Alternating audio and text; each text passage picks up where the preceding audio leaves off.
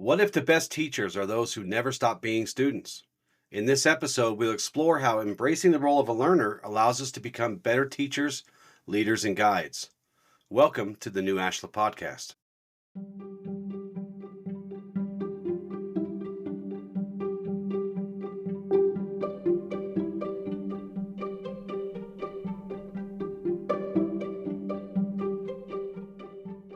Hello and welcome to the new Ashla Podcast. Today we continue the series inspired by the book, The Light Within, A Journey Through the Axioms of Ashla. I am your host and author of The Light Within, Justin Gates. Today I'm joined by Michael and Heather. Hello. Hey guys. The axiom of light we are going to be discussing is the student is the best teacher. The process of learning and teaching are intertwined. A student's curiosity, humility, and openness to growth not only shape their own development, but also create opportunities to share insights and deepen their mastery with others, including their teacher. The student possesses a unique mindset, for they stand at the threshold of knowledge, eager to learn and absorb the teachings of the world. In this pursuit of understanding, they often become the best teachers to themselves and others. No matter our titles, advancements, achievements, and accolades, we are all ultimately students of life. This does not cease as long as there is breath in our bodies, and maybe even beyond that. The mindset of the student is one of wonder and discovery. A good student creates a good teacher. When a student challenges, the teacher finds new insights and perspectives. So be on the lookout for opportunities to advance and always be open to learning from anyone and anything. Learning and teaching are two sides of the same coin. We deepen our understanding by sharing our knowledge with others. It is important to understand that student and teacher roles are not fixed, but fluid, and that each of us can learn from others in a continuous cycle of growth and discovery. As a teacher, this is one of my favorite axioms. What do you think about this axiom? How does it hit you? For me, it always makes me think about how no matter how far we come in life, no matter the prestige, the career, the relationships, that we must humble ourselves and know that we are always in the seat of learning. The more, the less, the more, the more, how does the saying go? The older you get, the more you realize the less you know. And through the cultivation of not knowing everything, it leaves room for our understandings and perspectives to gain new heights and new dimensions. So, within this, especially when we are taking on the role of the teacher and we are teaching the lessons of our philosophy and our understandings of the force in the universe, our students can give pivotal insights through their curiosity and understanding through their own world and their own life situations, which can foster new levels of awareness within ourselves, new ways to ponder questions that we may not have thought of or that we didn't ask in just the right way to provoke those curiosities. And that's a perfect segue into how we're going to do this show today. We're going to honor this axiom by interviewing each other. Heather has some questions, Michael has some questions, and then I will ask questions of both of you. So, who wants to go first? Sounds good. I think this is a great opportunity because I know a bit about your personal life. I know a bit about you as a person, but primarily you've been my teacher, and it's through your teachings that I've gotten to know you the most. So this is exciting for me to ask personal questions and to get to learn more about you as you are as my teacher and help find synchronicities within our relationship that mirror one another in our journeys, our growth, and in our understanding. So my first question for you is, what do you like to do in your spare time? What are your hobbies? This is my spare time. This is my hobby. One of them. I enjoy writing, as you know. I enjoy doing these podcasts. I enjoy teaching. I really enjoy serving, being there for people. But mostly, the thing I enjoy most is fulfilling that purpose, which is all of these things that I do wrapped into what you see and what you hear and what you read, which, by the way, is the same person, is fulfilling each of those roles for a grand purpose, which I believe is my purpose, because it just comes too natural and it makes me happy to do it. Beautiful. So growing up, who would you say your hero was? Who did you most idealize when you were a young Justin? However long ago that was. Now, I'm going to say this with this caveat to anyone who's listening. I am not talking smack about any point in my life about how I was raised. I'm grateful for all the things in my life that brought me to this point because it made me who I am. With that being said, I spent a lot of time being raised by comic books and Saturday morning cartoons, seeing the heroes do battle and do good. And there was always these lessons at the end, stay in school or be good to your parents or whatever the message was. The power of friendship. That was always a big, but my biggest fictional hero was probably Captain America. I loved Captain America. I have Captain America stuff all around me, even as a grown man. If you ever come to my office where I work, there's a bunch of Captain America stuff in there. So, non-fictionally, I grew up idolizing a lot of different kind of people. Some were presidents, some were philosophers, spiritual leaders. My grandfather, my uncle JV, learned a lot from him. The toughness and the tenacity of my father, which the lessons I learned from my father, I didn't learn until I was much older. I didn't realize there were lessons there, and I realize them now as I've kind of gone through those ages where he was at that time, and those struggles that I seen him go through as a kid.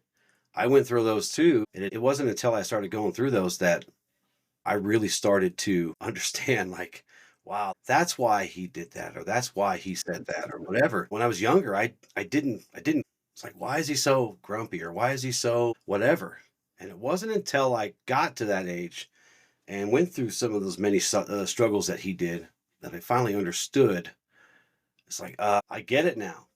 I get it. So Teddy Roosevelt, I grew up idolizing Teddy Roosevelt and Ronald Reagan and Abraham Lincoln as presidents. And I really loved Marcus Aurelius.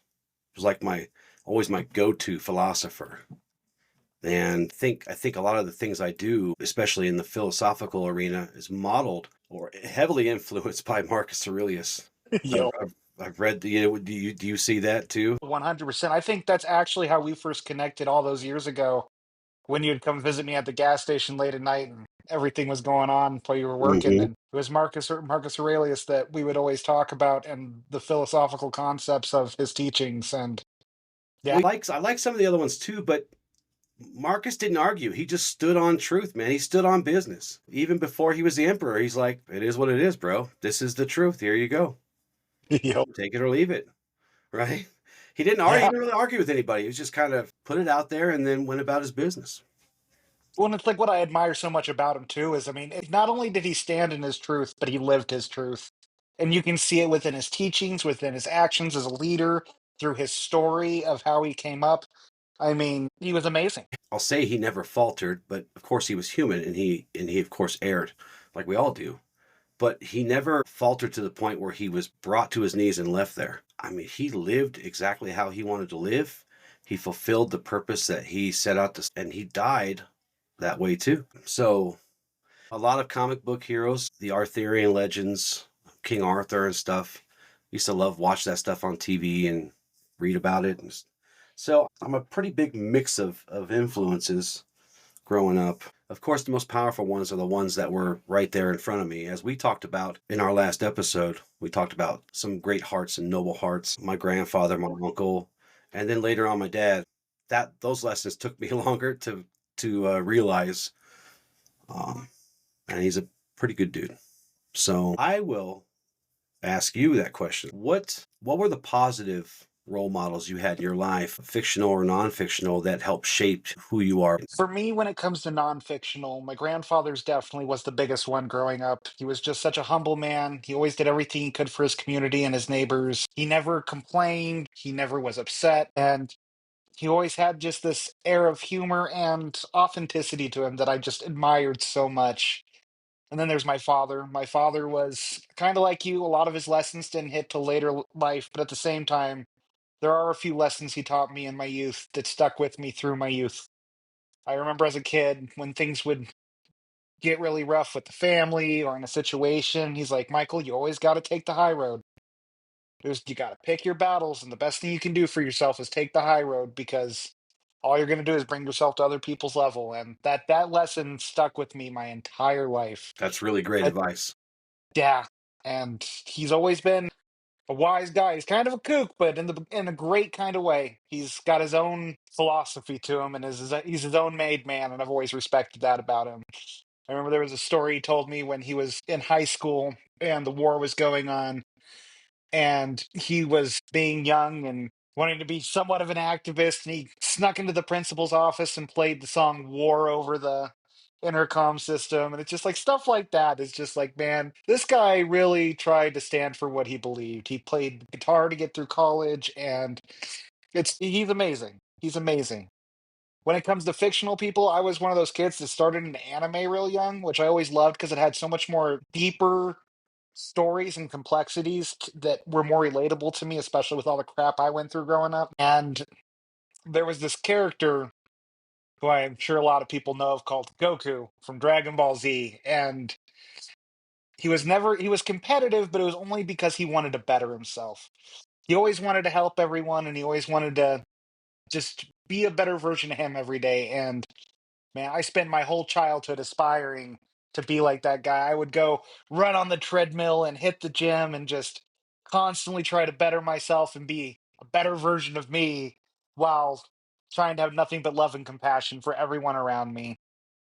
And I would say comic books had a big influence. Spider-Man, Captain America, the X-Men going against adversity and trying to do what's right despite how others saw them. Like I always admired that about the stories, and so for me, those are some of my heroes. All right, Heather, My turn to ask a question. ask me a question. Was there anyone that has inspired you over the years to write your teachings? Who has inspired for me to write my? Good question. Well, first we'll go back to Marcus Aurelius because thankfully he wrote everything down, most everything probably, hopefully almost everything. There might be a lot that didn't make it into his works, but if it weren't for those works, then I wouldn't know about it, or we wouldn't really talk about him that much probably. Maybe in the historical context where he was a good diplomat, he was a good poet warrior, if you will. And this is gonna sound messed up, but I'm not much of a reader. Everything gets mixed up if I read for too long. I have trouble sitting down and reading for a long time, so I tend to listen to the books that I enjoy.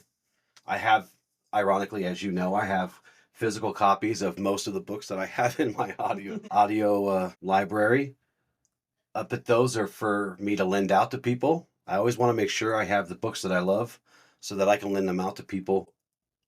Yeah, coming from a guy who doesn't read well, who writes books, who else? Can I throw something out there just as a curiosity with this question? Yeah. And I want to know why as well. Could the reason you got into writing these books and your dedication to it be because you feel like you have a strong philosophical understanding of the nature of things and you want to educate as many people as possible and put your concepts and ideas out there in a format where people can digest it and see if they can get the same wisdom you have cultivated over the years? Sir, you're I wonder jumping if that's my been one of your questions biggest over motivations.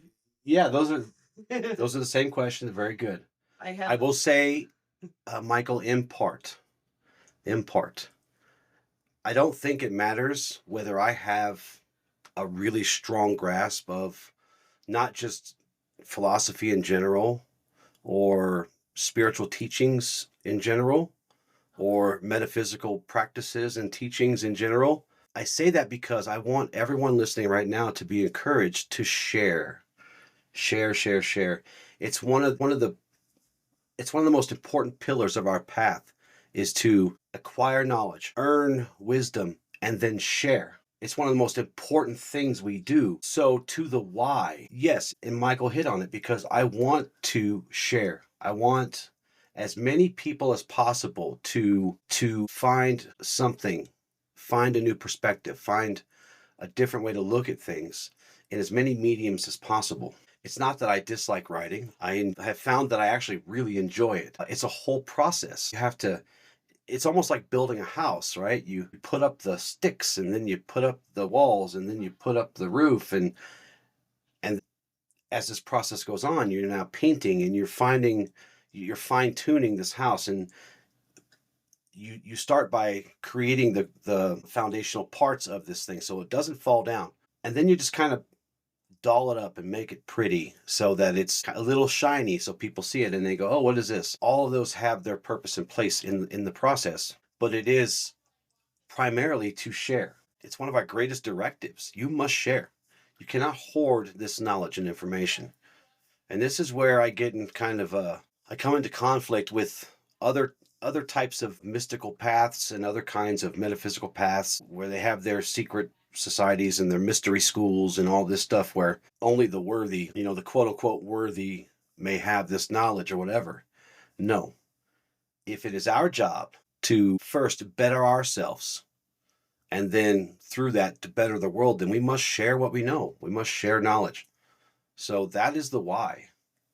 So what is it you want people to take from it? Which one? Well, From the so I have a meditation book and I have a mindfulness book. What I want them to take from that is practical lessons to make their lives a little easier and get them more in tune with the universe, themselves, the people in their lives and things like that.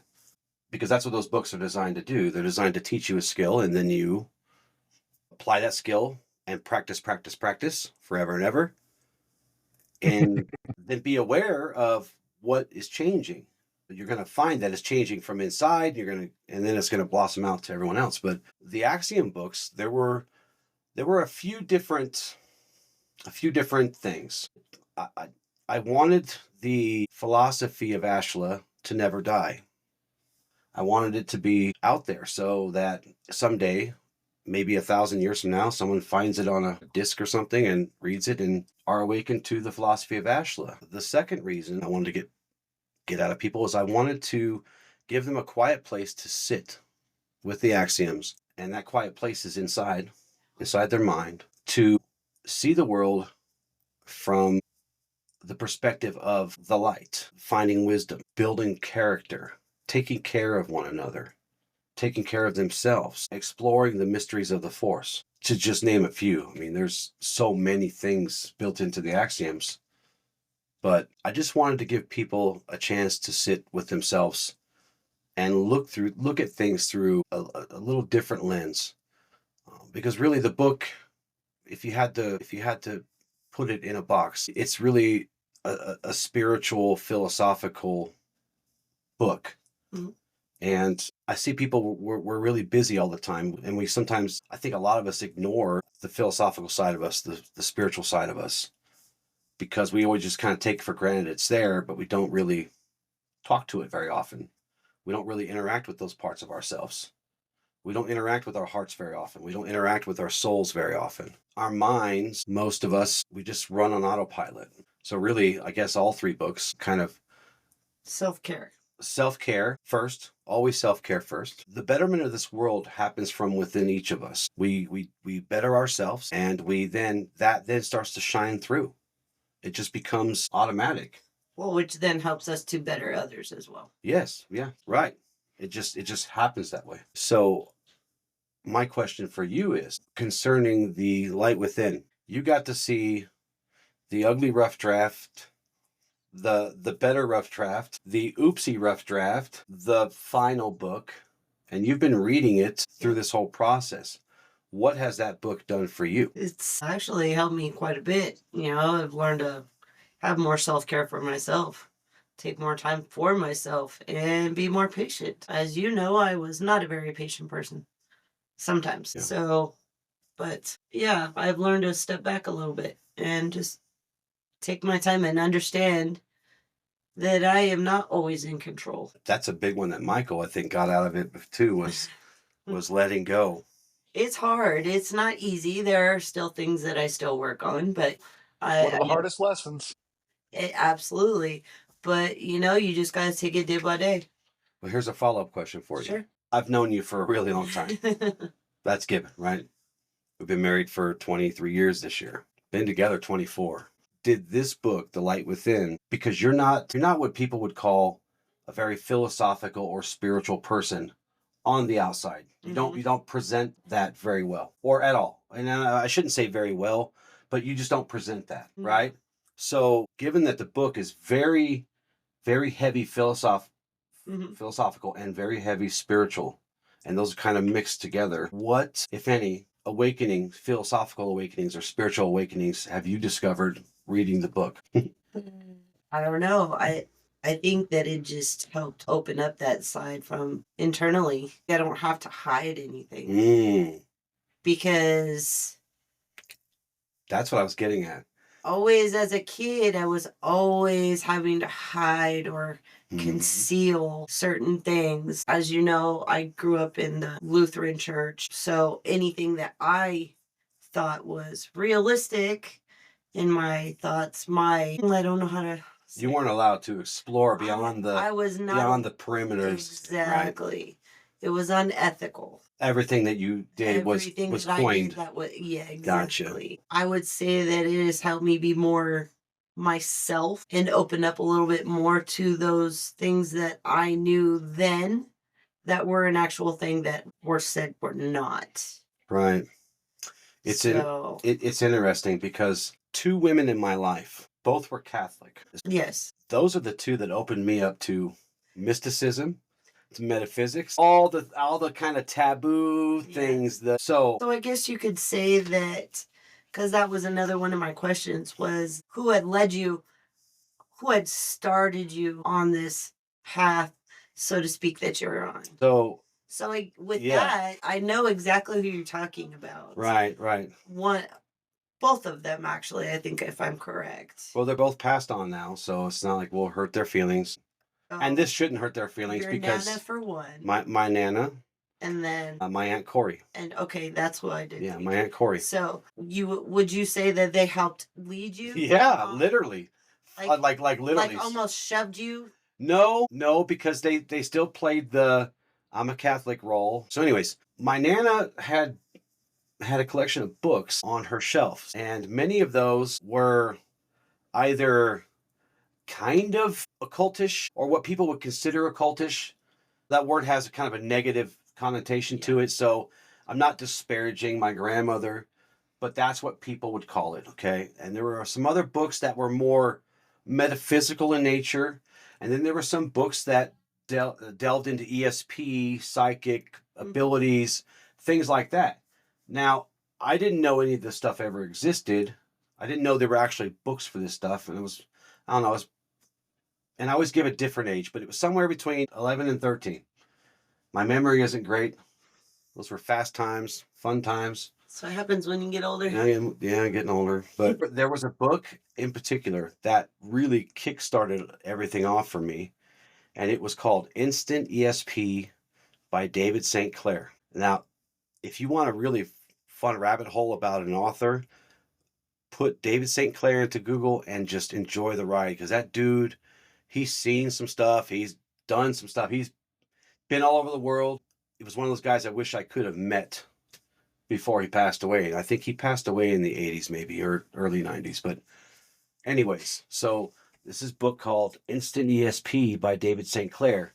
And it's really hard to find sometimes. Like, I think they have it on Audible. No, I wish they did. Found it on I have written, you guys are going to think I'm lame, but I've written so many letters to the original publishers, to the estate, and begged them, please put this in audiobook form, because there's a lot of good exercises that would be better served if we could hear them. And it's going to sound dumb, but I wrote a meditation book with guided meditations in it, but it's a little better to hear them so that you can follow along in real time. Anyway, so that book from my grandmother's shelf really propelled me. Before that, my Aunt Corey, she was into some really cool stuff. Like, I don't know if you guys remember this, but you should remember this.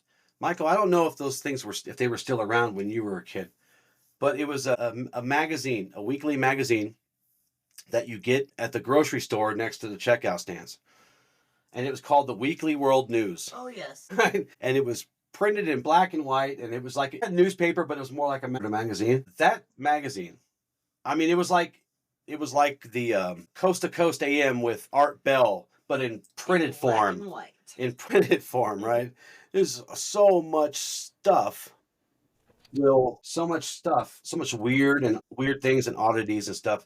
And that kind of got me moving in that direction too. With my Aunt Corey, I was a little too young to really explore, discuss that stuff with her. I wish I could do it now, because I'm sure it'd be some of the most fascinating conversations I could have. It's interesting because when it comes to my character, integrity, work ethic, those all came from some of the males in my life. But as it concerns my spirituality and that kind of path that I decided to go on, that came from two of the women in my life. So does that answer your guys' questions? That answers my question. Michael, you have any questions? Michael, you're up. Well, this kind of ties into my question of who was your first mentor and what was the most valuable lesson you learned from them? My first mentor? As far as what? I've had many mentors in my life. People who I would consider mentors, but they probably wouldn't consider themselves mentors. So in which part of my life are you asking? Those can be some of the best mentors, honestly. But on the path you started, I wouldn't necessarily say the Jedi path as much as that is one of the other questions I had for you was who brought you into the Jedi, and I guess philosophical mentor is what I'm looking for. Was it Master Thompson or was it someone prior? I mean, I'm sure you've been following the path of philosophy your whole life, but when did it become a part of you and your journey as far as what you want to accomplish? So this answer is probably not going to be what you would expect. This path that started when I was young, I was by myself. I didn't have anyone to teach me directly about any of this stuff. My mentors, if you could call them that, were people that have been dead for many, many hundreds or maybe thousands of years. So all I had was what they left behind, which goes back to when you asked me why I write books, because I hope that someday someone will need some inspiration, maybe find it in some of my work, and then that will explode a path for them. But early on, I didn't have any direct mentors that taught me philosophical things or spiritual things. All the guys I hung out with were already dead long before me. The guys and girls, all dead long before me. But here's what I'll tell you. That's only one piece. The most important part of the beginnings and then into my path were the people in my life that made it possible for me to practice the philosophies that I was learning, practice the spirituality I was learning, just by interacting with them and just going through life with them. You and I had an interesting conversation a week ago where you got to see many of the axioms on display. And so I don't know if the mentors are the most important part. It is those around us, for better or for worse, help us practice, that make us practice, that make us apply these philosophies and the spiritualities into practice. Because as I'm fond of saying, if they can't be practiced, then they're not worth paying attention to. As far as the Jedi go, well, I brought with me 15 or more years of stuff with me: philosophy, spirituality, mysticism, all kinds of every little ism or ist or whatever you can think of that I could get my hands on from the time I was about probably 10 or 11 all the way up.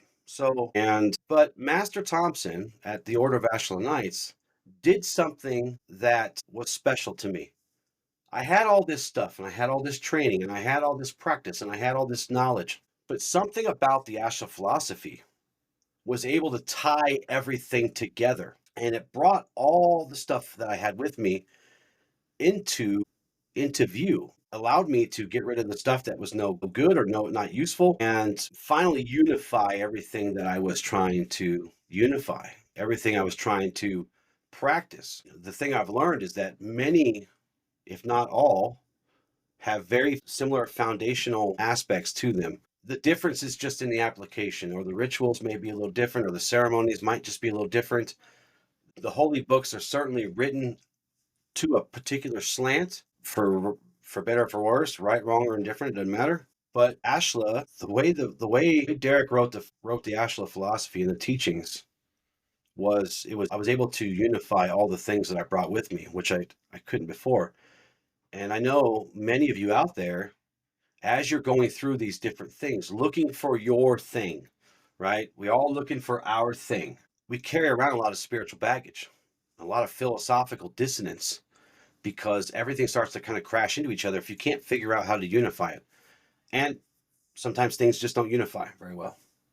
So I brought myself into the Jedi Order, or into the Jedi community, but I did so through Derek Thompson, whose teachings and the kind of philosophy was the most important part for that. So, does that answer your question? Yeah, I'd say that answers my question. Can I ask another one? Yes. When was the first time you gained awareness, or you became self-aware in a sense of this path? Maybe not of this path, but of what was your aha moment that woke you up? Yeah, I mean, that could be a couple of different things. As we talked about, picking up that book. So, as far as the mentalist stuff, the ESP, but also because within this book that I was talking about, Instant ESP, it's only a little bit about ESP. It actually talks about the force, which is interesting. Oh, wow. But it does. But there's also a lot of different, some borderline occult things in there. There's some metaphysical things in there. So, but okay, so that book did lead me to my first what the hell, because in that book it teaches astral projection. And about that time, 12, 13-ish, was my first astral projection, my first conscious astral projection, successful astral projection. And it freaked me out, dude. Because I can only imagine. Well, it did, because you go through life and people tell you when you die, it's over. Or when people tell you when you die, you go to heaven and that's it. Or people tell you when you die, you go to hell, or you go to wherever. Everybody's got their own little thing. But when I first realized that I could leave my body and not be dead, quote unquote dead, that changed everything. I lost so many different fears that I carried around with me. I gained so much freedom. Freedom in thought, freedom in movement, freedom in action, freedom in everything. Because the things that we're taught, and maybe they're taught to us with good intentions, I won't argue that one way or the other. In the Four Agreements, they talk about us being domesticated, which we are. We're just domesticated humans. You break every shackle, man, it's gone. Because when you know that you defeat death, and that death isn't actually a bad thing, it's a transition. It's amazing. It's indescribable. I'm having trouble describing to you that feeling and that You're experience. doing a good job, though. Experience now. So it is what it is. I mean, you can't describe it. When you go through it, nobody can describe it, right? Very good. So it's like trying to describe the force and in perfect fashion. It just doesn't work that way. It's almost inconceivable due to its infinite nature. And it's so that would be the thing that really, because I went from theory to practice to belief to knowing. Did you ever question any of those? Question. Did you ever have any questions about any of that stuff you were going through at that time? Did you ever ask? Tons of questions. I just had no one to ask. I had no one to ask. So see, I have to say that with me, Yeah. I had those questions and I asked, and it was taboo. Mhm. Okay, so and it was like pushed off, and that's not a thing. Stay in your lane, stay in your box. Stay in your box. Right? So as a kid in that same age bracket, right, you're trying to figure out which way in life you're supposed to go, right? And you have this great idea, okay, this is where I'm supposed to be. I'm Mhm. supposed to be right here. Now you're telling me, no, stay here. So then now you're more domesticated, right? And you're sticking in that box, and now you have nothing to work with anymore. You almost like You have no will to, because you don't want to get beat down with a lost stick. it. Yeah. Right. So now as an adult, you're going back and you have to regrow those. I don't think that's the right word I'm looking for. Regrow those muscles. Yeah, sure. Yeah. Yeah, those impulses. You just have to go back in and work harder and do it. Oh, it's a lot easier as a kid. Yeah. Listen, Okay, than it is that's as perfect. an adult. All this stuff is easier as a kid. Exactly. Right? Because a child has the mindset of the student, as this axiom teaches us, reminds us. Be curious, to be fearless, to push the boundaries as far as you can, right? Yeah. Everything is easier as a kid, which is why this axiom exists, because everything is easier if you adopt and carry with you the spirit of the student, because the student is curious, the student is fearless, the student is eager, and they push the limits. The best students push the limits, and the best teachers give them the space to explore and grow within some outer limit, Of right? course. So for example, like with astral projection, if someone was there to teach me about it properly, instead of me just Learning on just going, they would teach you that you should use that wisely, mindfully, not try to do it every day. And because the more you do that, because it's so awesome, you don't want to come be in real life. You don't want to develop real Yeah. life. You want to develop everything in the astral. So, for example, Yeah. so my question for you, Michael, is in your life, what has been the most profound spiritual experience that you have experienced? What caused it? And why is it the most profound to date? Ooh, that's a good question. For me, it had to have been when I was at my lowest point. I was at my own proverbial rock bottom. I had lost the girl I was with for 7 years. I had a friend I was helping who I was going through the ringer with because she was trying to survive with her kids, and they had my car and all this chaos. And I finally had to sit and confront myself and ask myself, why do I keep trying to save people? Because I always thought I'm just a good person. Let me be noble. Let me be a hero. Let me be someone who does everything I can to help those in need. And this is about the time you and I started really talking, and I started having you as a teacher. I had been starting doing shadow work and trying to understand the unconscious behaviors that drove me. And I realized my most profound moment was realizing that what I was doing it might have been noble and virtuous, but on the inside, it was how I tried to gain love and validation. And that was such a heartbreaking realization, but it also was one of the most profound moments of my life, because that's when I realized that unless I can cultivate these within myself, I'm just going to keep following this pattern of self-abandoning in service to others. And as I've gone through this journey and as you've seen me, I've come to a place where I truly believe that we must first save ourselves, and that we must be our own first priority. To help others is noble and good, but we must do it from an overflowing cup and not from a cup that is empty. We must not abandon ourselves in the pursuit of making others' lives better. And within that as well, I mean, my significant other I lost suffered from a really bad drug addiction in the end. And I was constantly trying to save her from the consequences of her actions. And she never wanted to get better with that addiction. And it sort of ties right into helping others, where if someone's drowning, you can't save them unless they want help up. And I spend my life trying to help people see the light and help people see a path to a better life. And you can't force anyone to do that. You can only do it by example. So I've spent the last couple of years dedicating my life to saving myself and becoming a role model for those I want to save. Because as I do this, I've seen this within my friends, within my peers. People come to me more for advice now because they are looking for their own answers, and they want that hand up and that extra perspective. And it's not me trying to fix anyone, but just help others climb the mountain I just climbed myself.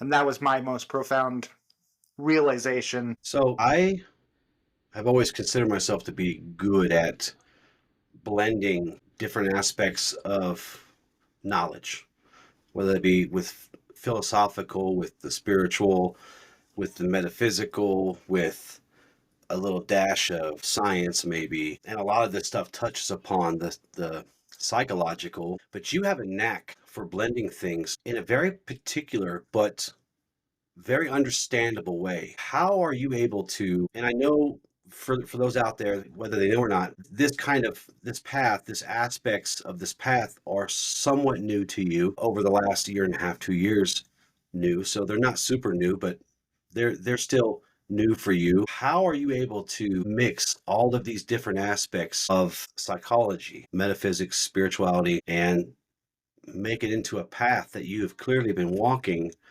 uh, solidly, I might add, for the last year and a half, 2 years? Well, thank you. And to be honest, I think the answer lies in a Hinduistic term of dharma.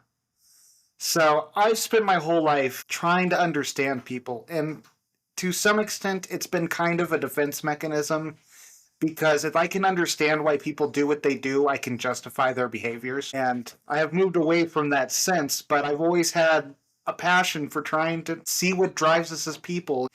why do we do what we do? And since I started on this journey and getting into psychology and the teachings you've given me, it's so beautifully fit in my mind like puzzle pieces. And I truly believe my purpose, like you'll hear me in this podcast talk about purpose often because that is what we all want to find, and so many of us struggle with it. And the way you know you find your purpose is when it comes naturally, when it feels effortless. And I mean, I won't say I learned a little bit of psychology and I was able to put everything together. I have read probably 100 books in the last year on psychology. You are a reader. And I'm like you, I listen to the audiobooks. I can get flack for that or whatever. I'm still digesting these books. I have what I call my shelf trophies, which are the hard copies to help give people when I think it'll help them out. But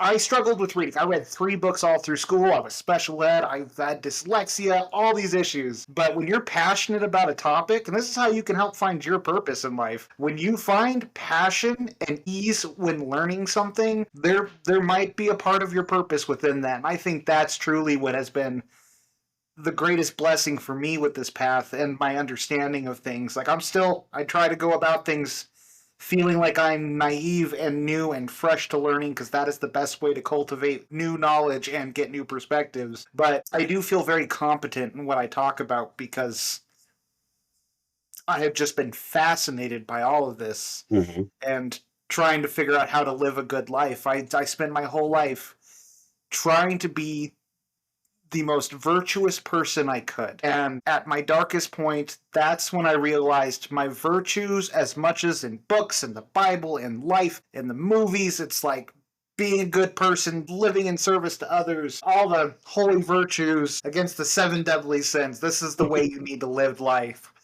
And this has helped me craft a much more authentic and real sense of what my values and virtues are. Because I do want to be a good person, but I want to first be a good person to myself. And I think so many of us struggle with that. And as I'm learning more about myself, I love that I know so many people that have the same struggles that I can help them shed some light, get some perspective, even just plant that seed for one day them to have, aha, that's what he meant. And yeah, there's nothing that brings me more joy than these topics because it's my passion, it's my purpose. I have a question for you. Okay.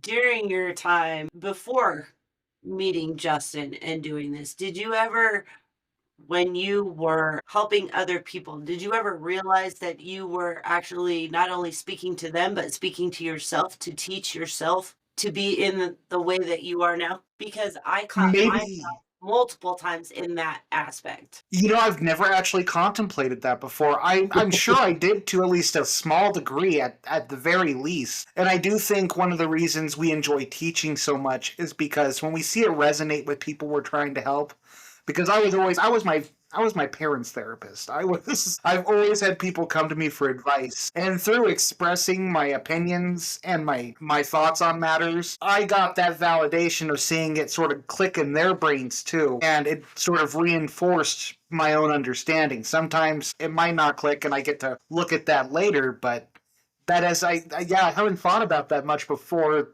I started on this journey. But I definitely think that there was a lot of teaching myself through teaching others. And now it's even more so because I'll be honest, and I think this is one of the reasons I didn't become an apprentice under Justin sooner, knowing him years before. I was a bit stubborn. I thought I was hot crap and I knew my stuff and like I got a good understanding. Let's talk about our philosophies, but I'm not going to change mine. I'm just going to have some challenge against mine. And it was really that shift into having the innocence of a child, a kid in a candy shop, has led to the most profound work, not just with my teacher, but with everyone around me who I engage in these conversations because I'm always open to being wrong. I'm always open to a new perspective. And through that, I mean, it's just, I'm constantly growing and learning from everyone I interact with, whether it's someone I'm teaching, someone I'm coaching, or someone I work with. I got in a discussion with one of my coworkers today about control and all the things that go around how it drives people. And he had some really interesting thought points. He's an engineer. This is not his area, but I valued his insights and it gave me food for thought. We didn't answer your question. That was a really good question. You kind of put him on the spot there. Well, Yeah, that was a good I question. kind of had to ask because during, so I've been dealing or working on myself, I guess, yeah, it would be the best way to put it, for quite some time. But even before then, I was always the one that people would come to ask for advice Mhm. or help or whatever the case may be, okay? And it wasn't until a while ago, maybe a few years ago, that I actually sat back and stopped being stubborn and listened to what Justin was telling me or what I was even telling other people to take it for myself as well. Because in that moment, I'm telling them, don't let this person control you. Set your boundaries. Do this, do that. Or having these in depth conversations. And I never took that for myself. There's When an I axiom knew for I that. was, shush your, another coin in the bucket there. But, um, but at that point, I wasn't taking that into consideration for myself. And it wasn't until I started doing that and diving deeper and when the journey within came out, I actually started sitting down and tearing each axiom apart to a way that I understood it and asking questions piece by piece throughout each piece. And that is one of the beauties of the axioms, is that they meet you where you are and they will dissect you where you are in the They moment. do. And Yeah. I would pick, like, just so yes, the first book doesn't have numbers on it. So Okay, yeah. I haven't heard that one before. but it's interesting though because I would open the book, Hmm? I'd pull it out, open the book, and I would just fiddle through it, and I would land on one. That's the one I needed for the day. So you used it I in do the that way that I same wrote it, thing. intended it for. And that's the one I needed for today, Yeah. that day. Or maybe I needed 3 or 4 of them. So then I would write down the axiom and then, okay, this axiom means this to me. Why does it mean this? What can I change to fit this into my life?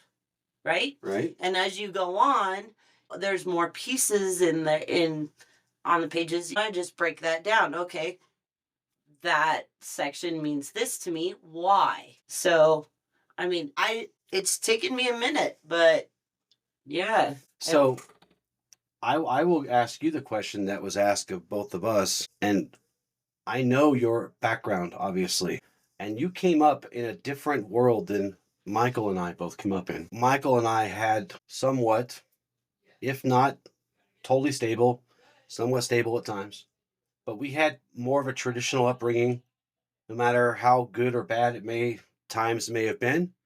But you did not grow up in the same kind of environment that we did. Did you have people that you did look up to? Did you have people that you could rely on? Did you have mentors or heroes growing up? One. As a kid, I had one, and that was my 6th grade teacher, who also ended up being my godmother. Tell us about her.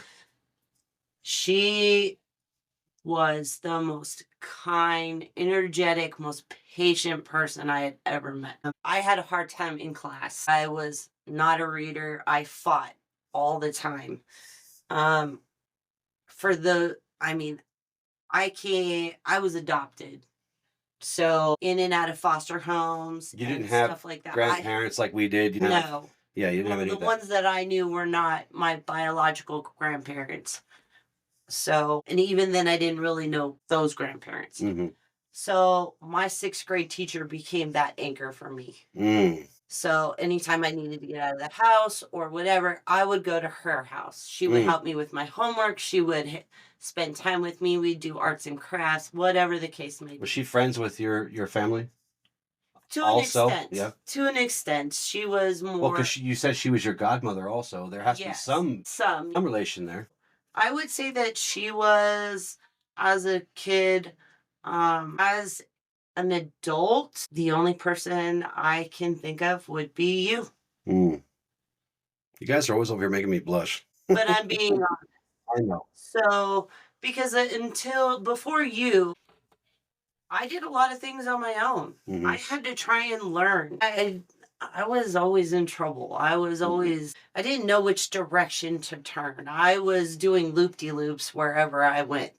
And it wasn't until I met you that I was literally on the straight and narrow, and I was figuring Well, there stuff was out. finally some stability, Exactly. some ground to build on. So, I mean, I would have to say that between the two of you, you are what has helped me grow and understand.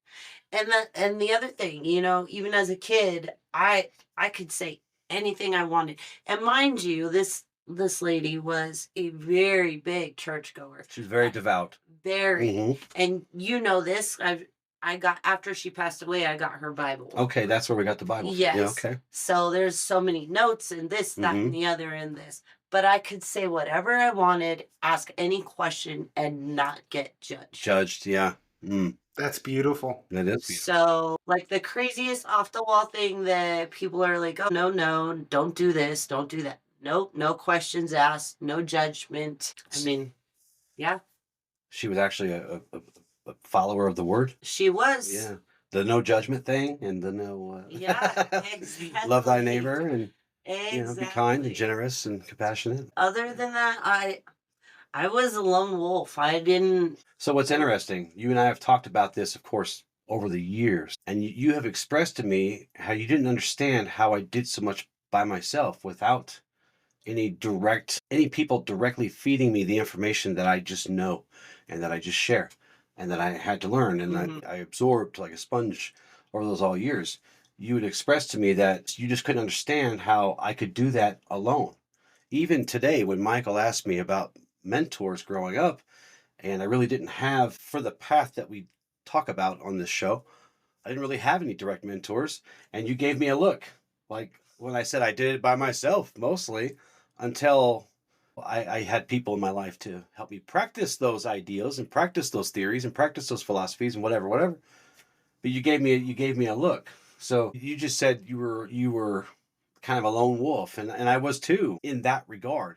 I had people around me. I had my grandparents. My parents are still alive, and although my parents were divorced, I still spoke to them and seen them at different times, whatever, as that goes. But why is it so hard for you to fathom that I was able to do this stuff that seems to blow your mind by myself mostly? But you were a lone wolf, as you said. Because I find it, to me, and with certain things, I find it difficult to do it on my own. What do you think that comes from? Like, is that like a fear? It's probably because it was always no.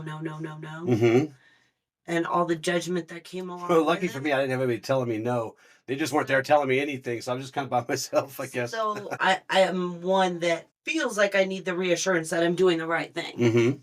Or I'm going in the right direction. Yeah. I don't know. To me, it just seems a little difficult because sometimes I need direction and I have a plan. I always I try my best to have a set plan. Okay, this is how my week's gonna look. I gotta go do this, I gotta do that. And I try and do it like that.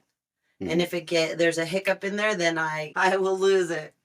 Why? What happened? So looking back on your younger self, going through this stuff and going through a lot of it alone, what advice would you have now for you then? Don't listen to those people.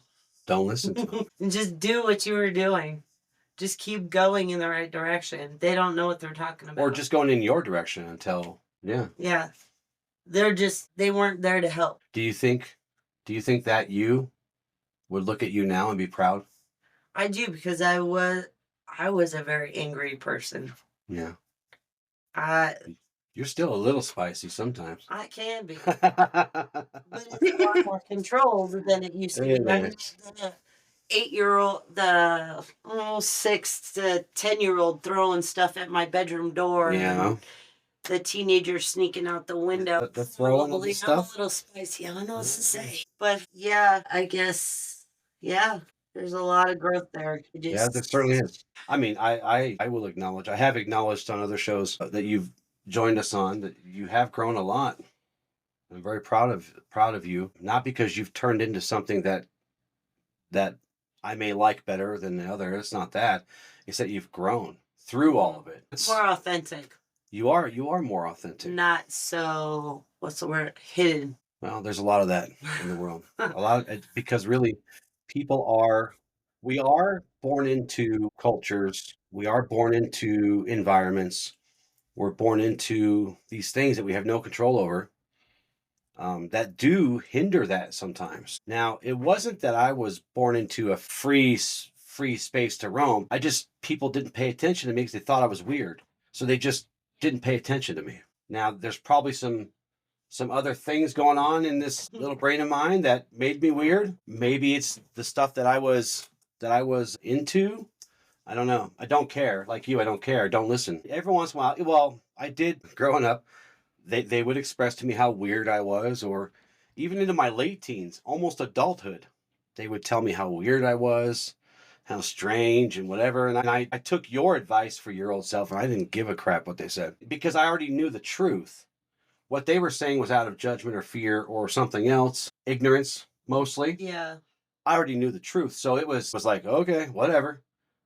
I'm weird and I'm going to be weird my way down this path. See, it wasn't until recently that semi-recently that I didn't care. I didn't care what other people thought. You've heard me say that for lots and lots and lots of years, and you would always say, how can you not care? Exactly. Literally, you'd be like, how can you not care? I just don't. I don't care. I don't care what they think. I don't care about me. I do care what people think. I do care how people feel. Yes. And I'm happy to explore that with them. I'm happy to give them a space in front of me to just lay that all out, whether it's uncomfortable or not, however, I don't care what they say about me because I know myself better than they could ever know me. For number one, the things that people say about me behind my back, whether good or bad, is their business. That's their conversation. I don't have any control over what they say. I don't have any control over who they're talking about. So it's none of my business, right? So when I say I don't care, it's really what I'm saying. It's like, I don't care because it doesn't affect me. Well, it makes sense now to me. But then, and even, I don't know, 2-3 years ago, whatever, for me, I didn't understand it because I was always doing things so people would actually show me that they cared, because there was never really that whole love, caring, and what's the word? Nurturing aspect in my life. It was do this, do that, do this, do that. It sucks when you feel like people don't give a shit about you. Exactly. So then as you're growing and you're going through all these traumatic things in your life, you have to kind of shift a little bit to not really give a crap what other people think. Right. Instead of hoping that someone's going to love you for this. Right. Or accept you for this. Especially when those people are somewhat causing some of the trauma and you want to just tell them, please stop. Or this is what you're doing to me. Can you cut it out or whatever? Yeah. Or at least listen to what I'm saying, because you may not know that but when you can't speak to them about anything, that makes it rough. Which I think makes a lot of sense to me as you're saying that like that, which is probably why for the longest time I couldn't be alone. I didn't want to be by myself. I hated being isolated. Okay, let me rephrase it. I felt isolated, if that makes sense. It does, 100%. Okay?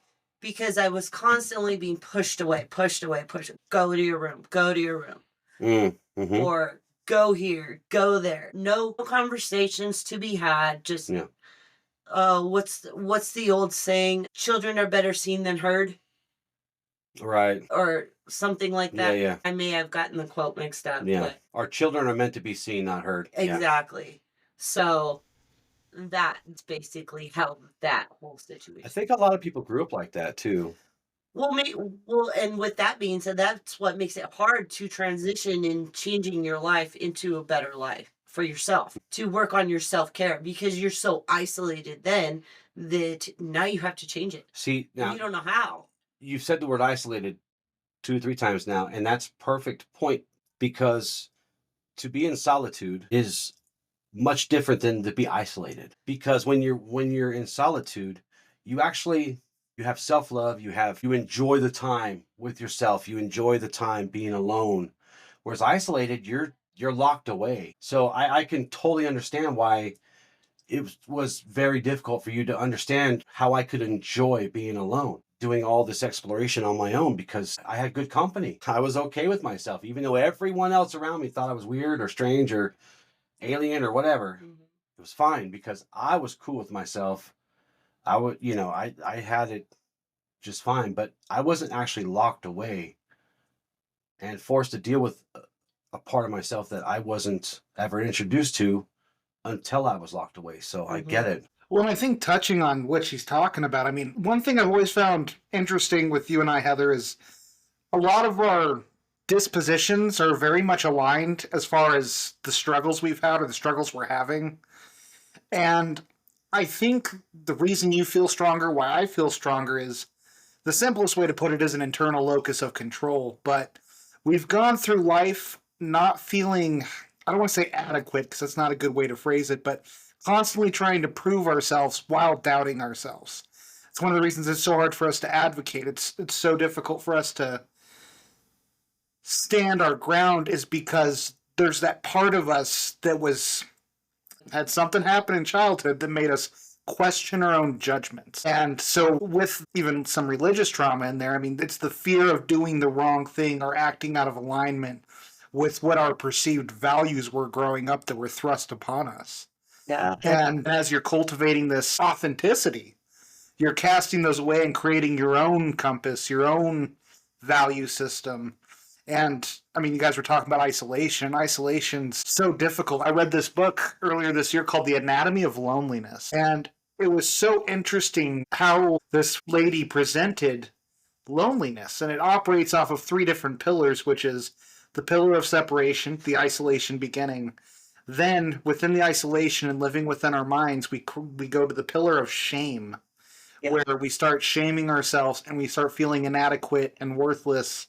And then it goes, once we get stuck in the cycle with the last pillar, which is the pillar of fear, because we're afraid that people won't want us around, that we have to prove our worth to everyone. And this transition you and I are going through is going from, let me show people I'm a worthwhile person, to, I know I'm a worthwhile person, which is why Justin's path has been more predominant. I'm weird and I don't care what people think. It's because I'm going to say, I assume, has always had a decent degree of that self-validation. Yeah, absolutely. That book really says a lot, honestly.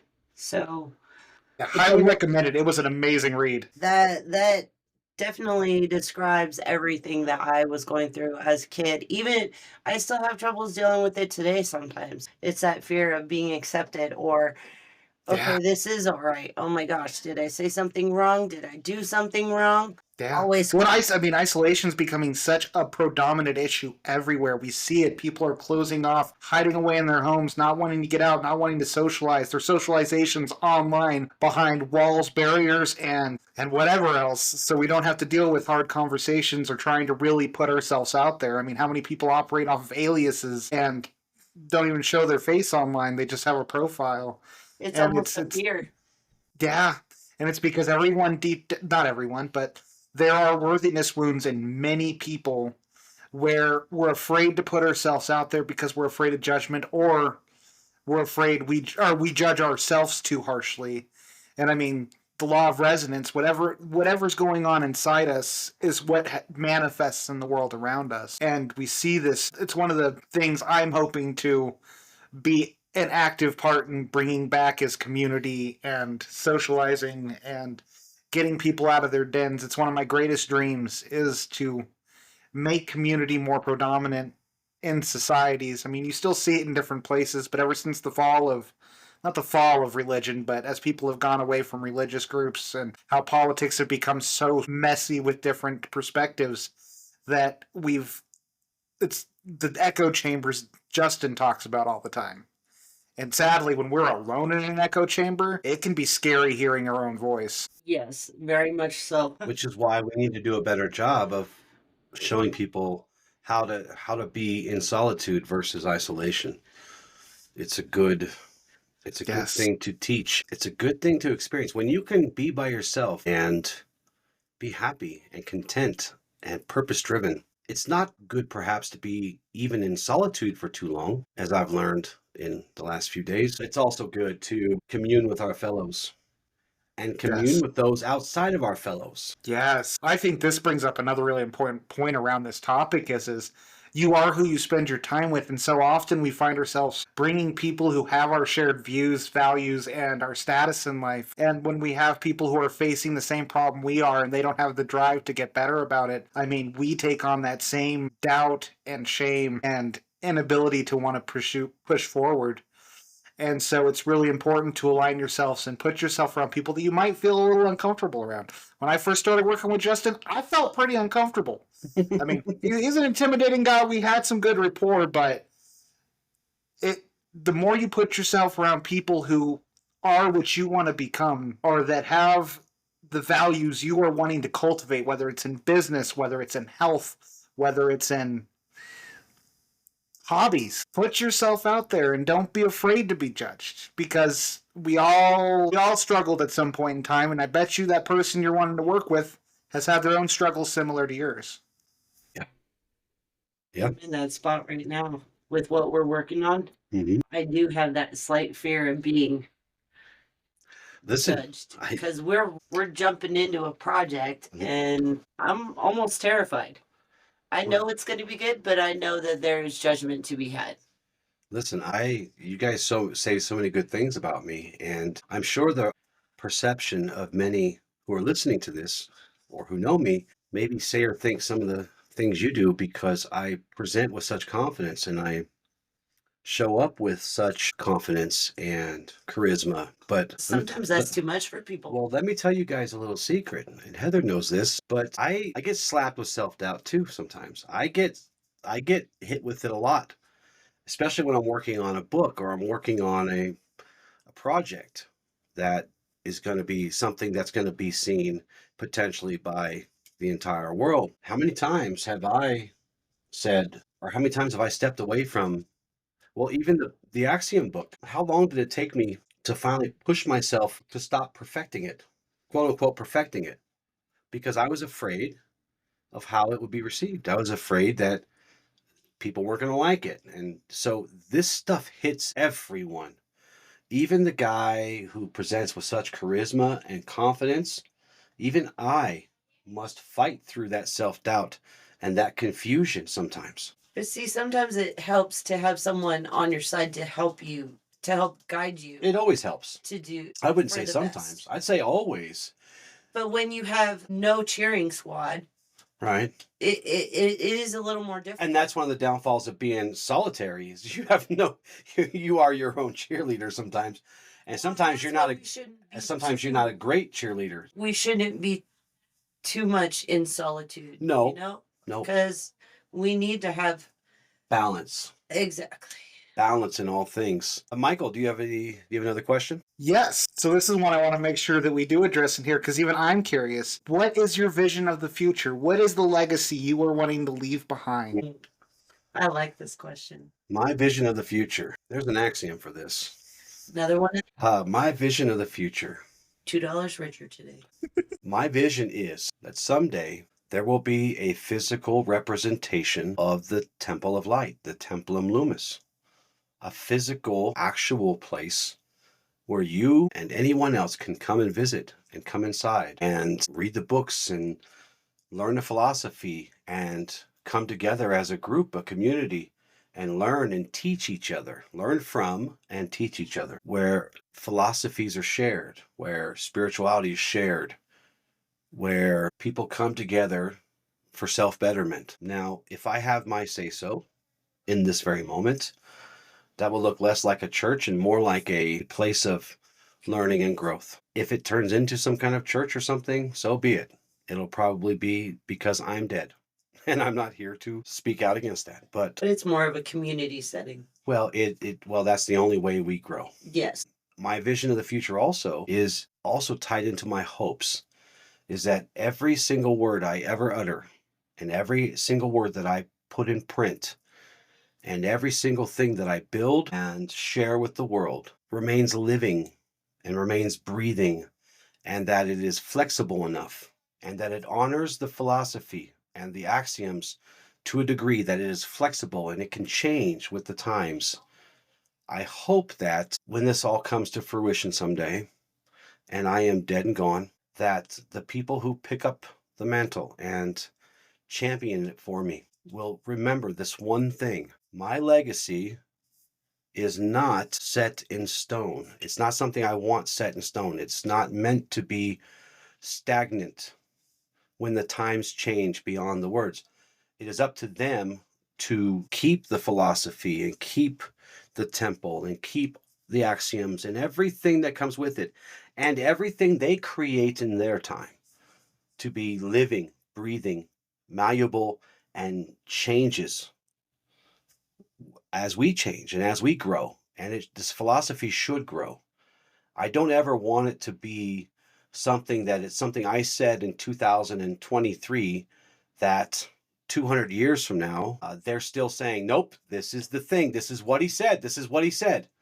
This is what he said and his students said, and they're all dead and we can't ask him, so it has to be this. I don't want it to be that way. So my vision for the future is a philosophy and a spirituality that grows with the people who follow it. That's so beautiful. And I honestly think that's one of the most beautiful parts about this whole teaching in general, is because it is, you can teach this to 10 different students and they're going to get their own insights and their own understandings of these teachings. But society, one of the biggest issues we've run into, from politics to economies to just schools, you name it, is it's a fixed system in a society that is ever evolving. And I haven't really thought about it much. I know you've brought this up before, but I'm having more of an aha moment as you described that, where we do need something that a practice like this that is more like an organism with society, where it molds and it adapts to where society is at and the wisdom that is needed. And as much as I'm sure the teachings you have, I have, that are passed down will be there will be new understandings of it, deeper understandings of it. There will be more relevant understandings of it for what pertains to that time and what is needed in society for whatever they're facing in their lives. At the center of our philosophy and our path is the force. And I believe, and as my students, I've shared this with you, that I believe that the force was there during creation. I'm not saying it was the creator, but I'm saying it was there. And it has shown us through evidence, through philosophical evidence, through metaphysical evidence, through scientific evidence, through spiritual evidence, through any model we can look through. We see expansion, we see evolution, we see growth in everything the force touches. So if the center of our philosophy is of the universe, is the actual workings of the universe, then that philosophy must honor that truth. And it must honor that wisdom that we, it, they, everyone must grow and evolve. Or else we are just another group of people who thought we knew better, and turns out we didn't practice what we preach. So, but I'll ask you a question now. If I outlive you, which is not likely, what is your hopes for the temple and the philosophy and the teachings that you will inherit? What would you do with? My hope ties into sort of one of the things you touched on when you described the temple, and that is community. To help society create a value system that is in harmony with all things, including the society itself. A lot of churches gave it a good go with all the different virtuous teachings they have and the principles that are practiced throughout those communities. But we're living in an age where people are becoming aimless because they don't have a sense of direction. And my hope with this is that this is how you were describing this temple, that it will be like a school for those who are lost, to help find brothers who are struggling with the same things, who want to become the best people they can be with whatever battles they have. And through this, I hope that we can create a new dawn of leaders and healers and people who want to make a true impact on society in a way that is not tyrannical or corrupt, but is rooted in the betterment of mankind. And it's one of the things I love the most about these teachings, is it is about wholeness. It's not about being overly just, nor is it about confronting darkness. It is about harmony, and that is what we need the most of in the world, and it's what people are most resistant to. We need harmony We live in a world where it's becoming an eye for an eye, and that is not something that leads to prosperity. It is forgiveness, it is understanding, it is communication, it is awareness of ourselves and of others, patience, truth, kindness. I hope that this will create a platform in which we can help usher in a whole new generation of people who are going to change the world. And that is my dream with this. Well, then I suppose I'd be leaving it in good hands then. Well, I appreciate that. Do you have another question? No. You're out of questions? I think I'm out. That's it? Wow. She's taking it easy on me. Hold on. I got 3 I want to sort of rush throw at you. What is your wisdom you would share with those who feel stuck in life right now? Stagnation. Yes. Stagnation. Excuse me. We kind of talked about stagnation already a little bit, and we alluded to the things that cause it and the things that can fix it. I'll just go through a couple of things that I would normally tell somebody if they asked me to help them get unstuck, as it were. The first thing I'd ask them is, do you have a purpose? What is your here? And if they really didn't know, and a lot of them don't, I would say, well, we must find your purpose, because if you have purpose, then you'll have something to do. You won't be so bored standing around doing nothing, feeling stuck. That's one type. Right? We would help find their purpose as much as we could. But in that thing, people have to want to find their purpose too. Sometimes they don't, because they have a lot of self-doubt, a lot of confusion, people telling them their whole life that they're not going to amount to anything, or that they're useless, worthless, whatever. None of that's true, by the way. Every single one of you have a purpose. You have a reason for being, and you shouldn't be afraid of that, because it will set you free in many, many different ways. Another way people get stuck and stagnant that I must help them with is where they get stuck on an idea, or they get attached to what they think they know, or they attach themselves to a belief so tightly that it has now become a prison around them, because they refuse to explore and open up and accept that other points of views exist. They don't commune with their fellows. They don't consider that their idea may have served them well for a moment, for a time, but those ideas, we often outgrow them, because everything we do is a progression. In our societies, we tend to think of that like as aging, right? As we get older, we tend to think that we grow into things, literally grow into things. But it's true with our spiritual and our mental growth as well. But those also take a progression. Those are also a step-by-step progression. No one wakes up. Well, I won't say no one. Most of the time, none of us are born like Jesus or Buddha. Most of us have to work for it to get anywhere close to that. None of us ever reaching that, probably, but we have to work towards that. Well, people get comfortable. They get stuck because they get comfortable. They get stuck because they get lazy. They get stuck because they think they've already found nirvana or heaven or whatever the end is, as if there even was ever an end. There isn't. You climb a peak and you look out across the landscape and realize there's 1,000 more peaks that you must climb. So, but those who get stagnant say, nope, I'm good. I'm just going to set my tent on this peak, and this is where I'll live. And I'll look down at the peasants on this side, and I'll never look around again to see how many peaks are still there. Well said. But how mostly we get stuck in one of two ways. We get stuck because we become confused, and we start doubting our path, and we start doubting our beliefs, and we start doubting, why am I even doing this? This doesn't make any sense. No one else is doing this. We start doubting ourselves. I can't do it. I don't know how to do it. Or nobody's helping me do it. Or we get stuck because we think we know it, and we don't take any time to go inside. We don't take the time to process what we've learned and decide whether it still serves us or not. It's a very difficult and uncomfortable thing to have your beliefs challenged by those who, you think they have no business challenging me, but they do. And now my beliefs are challenged, and now I have to defend them. And you start to defend them and you realize these aren't even worth defending. What am I talking about? Why am I doing this? Introspection is important. It is good, and we go back to solitude. We find ourselves back to solitude again. It is good from time to time to take yourself and put yourself in timeout, put yourself in the corner, and sit and breathe and think and contemplate your entire being, even if that's one little thing at a time. Because as we do that more and more, as we practice introspection, practice, as we do that, we start learning things about ourselves that we really didn't have any other way to know until we got inside.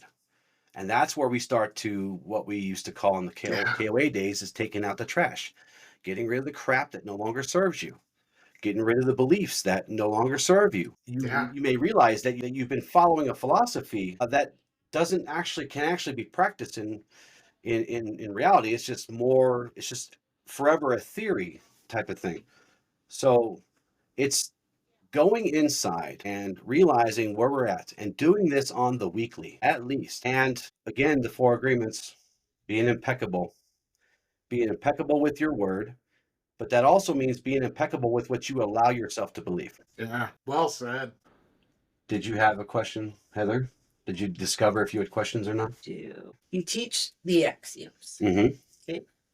So which axiom do you still have a hard time following all the way through? The truth is, all of the axioms, all of the precepts of knighthood, all of the rules of engagement, everything that we teach, the agreements especially, and the axioms especially, find myself having to commit to each and every one of them every day, to do better every day. I think we talked about this on another episode, and I had mentioned that I wrote the book, and there are axioms and agreements and precepts and all the things that we try to cultivate within ourselves as we walk this path. There are some that I struggle with this day, and there's some that I struggle with this day, and I have to just bring my best every day and reconfirm. This is why we call them agreements. Remember, we don't call them virtues, we call them agreements, because we have to agree. We have to consciously make the commitment to apply them and use them and follow them in our lives. It's the same with the axioms.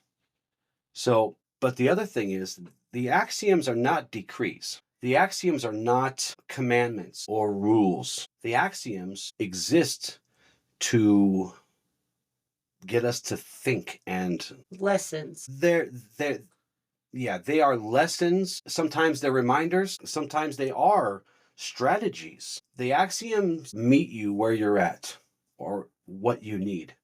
If you're in conflict, as Michael has seen, the axioms come through in a way to deal with that conflict. When you are finding yourself in a dark place, the axioms find themselves become a companion to help pull you out of that. So I hope nobody struggles with the axioms, because if they're struggling with the axioms, they're actually probably struggling with themselves, which I do sometimes too. And that's what I was getting at. Yeah. Like, I know that the axiom about ego. There's a few that deal with the ego, right? But there are times that I still have to check myself. Yeah. So, but yeah, that I would say that for me, that would be one of them. Yeah, I mean, I wouldn't say that I struggle with the axioms. I do, just like everyone else out here, everyone listening, and the 3 of us here, I do struggle with certain aspects of life to this day, as everyone does. And sometimes the axioms, sometimes they make me face a hard truth, but sometimes, like I said, sometimes they become a strategy, sometimes they become a lesson, sometimes they become a reminder, sometimes they become a smack in the face. So, like I said, I hope nobody struggles, quote unquote, struggles with the axioms, because the axioms are there for whatever you need them for. Now, I've said this before, and I'll say it probably again and again. The thing, as the axioms relate to the Ashla philosophy, is that the axioms contain within them the whole of the philosophy. In all 150 axioms, as you go through them and as you start to understand them at different levels, from the first time you read them to maybe an apprentice level understanding, to a Padawan understanding, to a knight understanding, to a quote unquote master understanding, once you get through About the night, maybe around the night level, or in between that and mastery of the philosophy, you start to realize the axiom has all the stuff that I've been learning around the axioms. At the heart of the axioms is the philosophy. So I don't struggle with the axioms per se, but I, like everyone else, I struggle with the aspects of living, of being a human being that the axioms try to help us through. And sometimes they're helpful, and sometimes we don't want to talk to them because we don't want to hear it. Not that the axioms are ultimate truth or any of that kind of stuff, but they seem to be there when we need us. And they seem to come at us from whatever it is we need, because they do seem to change as our situations change. They do seem to change as our understanding grows. So I know you didn't ask me why I love the axioms, but that's why I love the axioms, right? Well, you already hit on another. Yeah, and yeah, I mean, even after all these years, I don't have it memorized, but that's why I wrote the book so I would have a reference for myself everywhere I went. So that's how I should have put page numbers on it, of course, because then I could find the ones I want. But Well, page numbers in the second one. in the second edition, or I don't know if they're going to make me call it a second edition at the printers, or if I don't know. I don't know what I'll call it.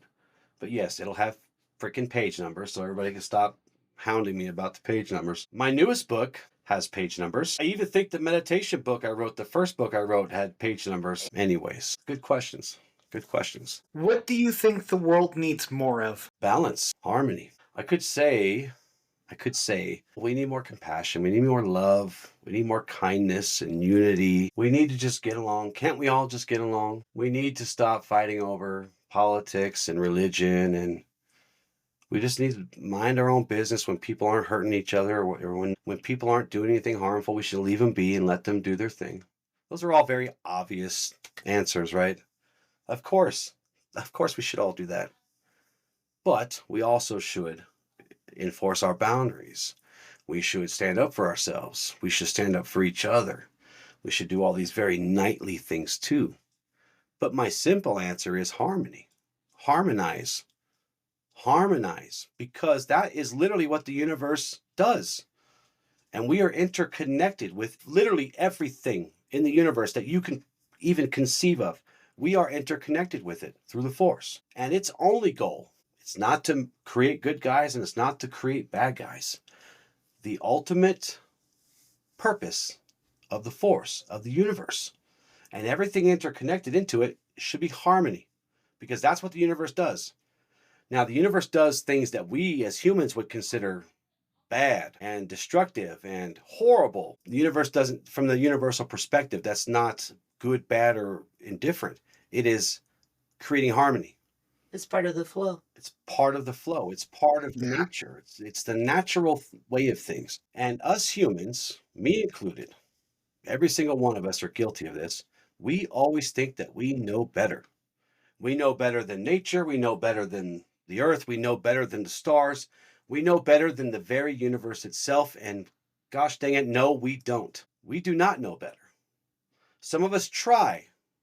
I try to harmonize every day. I try to be in harmony with the flow. And because, damn it, I've got a monkey brain in me and I'm a human being, I sometimes screw that up too.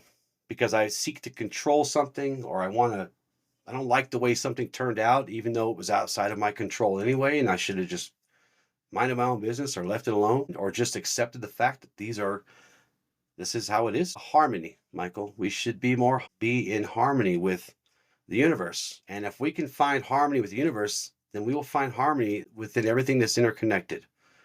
But that is not the way of humanity. We seek to control. And this is for good or for better or for worse. I'm not saying that everybody's bad, because not everybody's bad. But sometimes there is such a thing as being too good. There is such a thing as being too bad too. But the thing is, listen, we have to stop trying to control or destroy the things that we don't understand. We have to stop trying to control or destroy the things that we have perceived to be our enemy or our opposites, because our philosophy teaches that we do not seek to destroy the dark. We seek to harmonize with. So that's what the world needs, more harmony. And that could mean a million different things. It just depends on where somebody's oriented. If people are oriented too far up, they need to come back down. If they're too far down, they need to come back up. If they're too far right, they should come back to center, and so on and so forth. And that's what I believe when people say God has a plan, or people say the universe has a plan, or the force is pushing me in this way or that way. I believe that that's at the very, to break it down to the most basic level, that's what's happening. The forces that are always putting things in front of us to orient us more to the right, more to the left, more up, more down, to try and bring us to center, because that's what the universe does to every other thing in it. It moves things. It literally sets forest on fires so that new things can grow and the ecosystems can be cleansed and be restarted. We don't like that because we don't like being destroyed. And I get it. I don't like being destroyed either. I don't want to be hit by lightning or fall off a cliff or something. But those are the lessons that are given to you. Well, you have to learn how to take that lesson. When you beg for courage, the universe will put monsters in front of you. Absolutely. Amen to that. That's just the way it is. That's how you And we don't like it. We don't like it because we operate under the assumption that we are the rulers of this universe because we think that we're alone, or we're at the top of the food chain, so therefore we're in charge of every other animal. We're in charge of all the things because a species has yet to step up and knock the crown off our head. Mm-hmm. It's a challenge. So, humans also have a tendency to make things smaller so that we can feel like we can control them. Does that make sense? Yeah, that comes back to that control, right? Which is, I mean, I truly think when it comes to our higher self, the higher self is what tries to bring connection, and it's the ego that drives most of us. The ego is our minds, and what it craves most is control. Well, and there's a perfectly good reason for that. Human beings, whenever our first day on Earth was, we were not the top of the food chain. We weren't the biggest, baddest dudes on the block. We were soft and squishy with no claws and no teeth to speak of, not like a lion or some other predator. Yet somehow we evolved and we became the apex predators, right? Like we eat sharks. We eat sharks. Okay? These things that were designed and created to be, 650-pound murder machines. We took wolves and turned them into chihuahuas, dude. Well said. But when they were wolves and they were tigers and they were whatever animal or condition, it wasn't just animals that were trying to kill us. It was the environment. It was too cold, too hot, no water, no food, right? Somehow we found ourselves at the top of the food chain.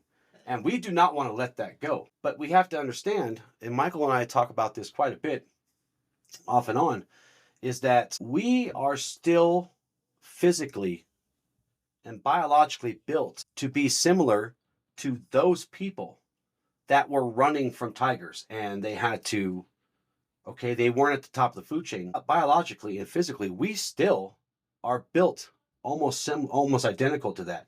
So we have these processes in our body that don't match the world we live in now, that don't match society. So I'll give it to you like this. I'll break it down like this. If somebody confronts you aggressively, let's say road rage. You accidentally cut in front of somebody or something you did upset them, and now they're raging. That is a survival response in them, right? Whether it's actually true or not that you tried to kill them, that survival switch gets flipped and it's fight or fly. And there's no difference between them fighting for their life against a bear or the person in the red Toyota Corolla. So the way we're built, and we are built for survival, and we are good survivors, right? We survived through all that stuff. And now we're trying to obliterate ourselves eventually, pointing these nuclear missiles at each other and talking a lot of crap, and everyone's beating their chests across the all across the world. But you have some that are trying to adapt to it and some that are trying to overcome it. Right. But all of us, but every single one of us, unless there are some new variant of human that I don't know about that is starting to come up with no fight or flight response built into their brain, no survival mechanism built into their system, we still find ourselves being triggered into survival mode by things that aren't actually dangerous. Most of the dangers that we have in our lives are perceived. And they're not even, it's not like we are perceiving them consciously as danger. Our body is going crazy because it's survival, survival, survival. So a lot of this we can't help. We're just reacting to the environment and the way we're built. The way we were built doesn't match the environment that we've lived in for the last years or whatever, as civilization has evolved. So what I would like to see more of the world is that we harmonize with each other and actually harmonize to our environments and ourselves and understand that we are all interconnected. The things we do have consequences, both good and bad, that ripple far beyond us, and it affects other people. It affects the literal environment we lived in. The things we do have consequences, both good and bad. It's so true, though. I think a lot of people struggle with seeing the ripple effect of how their actions do affect so much around them. Yeah. Sorry, I didn't mean to interrupt you. Just you hit on a really good point there. I think a lot of people try to be naive to their own power and influence. I don't think a lot of, and honestly, I'm gonna give my brethren the benefit of the doubt. I'm not sure that most of them do it on purpose. I just think we are still kind of hardwired to put survival first, and it's the reason we're still around. Honestly, even though we've tried to kill each other many, many times, we've tried to wipe ourselves out so many times, but we somehow survived that too. Once the world stopped trying to kill us, we're not content with that anymore. We conquered that for the most part. Now it's like, well, let's just see what happens when we throw these switches. And you know what? People will probably survive at that because we're just good at that. So maybe I'm wrong. Maybe we shouldn't totally get rid of the whole hardwired survival thing because we are pretty dangerous. People who have been forced to survive their whole lives, that's a thing too. And it's hard for them to then learn to thrive. Exactly. It is hard, especially when they've been in survival mode for so long. And that could be their own doing. That could be because of others. It doesn't really matter because at the end of the day, they're still constantly in survival mode, and it's really hard for them to get out of that. But they too need to harmonize towards thriving. The people who are forgetting how to survive need to come more this way and meet in the middle. Ultimately, it's about meeting reality where it is and then using your wisdom to address whatever's in front of you. Sometimes we do have to survive. Sometimes cars and bullets and things come at us. Sometimes we still do get mauled by grizzly bears. There's always that one lady out there trying to pet a moose or something and gets beat up. So, yeah. Good answer. All right. So this was a very interesting. I had a lot of fun with this show today. I learned a lot more about you guys. I thought I knew everything there was to know because, but I learned a lot today. Likewise. And I really appreciate you guys asking those questions. And I was happy. It was fun asking you guys questions. I had more questions, but I forgot what they were. You guys put me off on this tangent. I'm going to blame you. You put me off on this tangent thing that It just means they were good questions. No, they were great questions. And you guys ask me questions all the time. I just thought it'd be fun to do some that you haven't asked me before, so other people can see kind of the type of relationships and interactions that this axiom is encouraging. Yeah. The student and the teacher. And I hope that this demonstration inspires people to embrace both of those roles, student and teacher. And I hope they understand that growth is a continuous thing. It never ends. It's just one big cycle. We are a student, then we are given responsibility, we become a teacher, but then as a teacher, we become a student because we learn from our students and we learn from other teachers. I love going and learning from other teachers. I was on this path for almost 20 years, and I decided to go take a class with a fellow teacher, and he opened my understanding to the code in a way that I never thought of. So it's a continuous cycle. that we must participate in if we are to continue to grow and not become stagnant, as you asked me earlier. True mastery is not about having all the answers. It's remaining open, curious, and willing to learn from each other and learning to sharing that knowledge, that wisdom, the light, as we call it, with others. So did you guys have anything we want to leave with our friends before we go? One thing I brought up a couple times in this episode that I think I want everyone to be mindful of. The more you can approach life with the innocence of a child, to truly believe you know nothing, can open doors and open realms of understanding. The more we can let go of rigidly holding on to our beliefs and our understandings, the more we can cultivate that much more awareness and that much more understanding. Very good. Heather? Don't be afraid to be yourself. It's good advice. That's good advice. You guys thought you were getting away without a practice today, didn't you? No.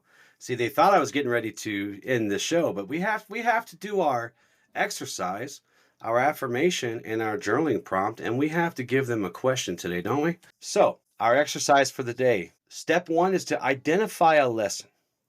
Reflect on something you're passionate about or recently learned. Write down these 2 things. What excites me about this topic? And what questions remain unanswered for me? Step 2, share the knowledge. Teach what you've learned to someone else. It could be a friend, a family member, a colleague, stranger, guy sitting on the bench waiting for the bus. Share your knowledge. Strike a conversation up. See what they know. Step 3, reflect on your growth. Journal or write down. If you're not a journaler, I still love you, but write down or contemplate, however you do it the best, how the process of teaching deepened your understanding or revealed areas for further exploration. Our affirmation for today: I am both student and teacher, always learning and growing. Through curiosity and humility, I deepen my knowledge and share my light or wisdom with others. Our journaling prompt for today: reflect on a time when teaching someone else helped you learn more deeply about that subject. What did this experience reveal about the relationship between learning and teaching? And finally, our question of the day: have you ever gained insight or clarity by teaching someone else? How did sharing what you learned deepen your own understanding? Share your story using #TeachAndLearn. Before we go, I want to encourage you to participate in the exercise. Share that exercise with others and see what kind of results you guys get. Go out into your communities, whatever corner of the world they may be, and share this discussion. Share reflections on how humility and curiosity create opportunities to learn and teach at the same time. We want to thank you guys so very much for hanging in there with us today. This episode was much longer than we normally do, but I think you'll like it, and I hope you've enjoyed it if you made it this far. With love and gratitude, Ad Lucem. Ad Lucem.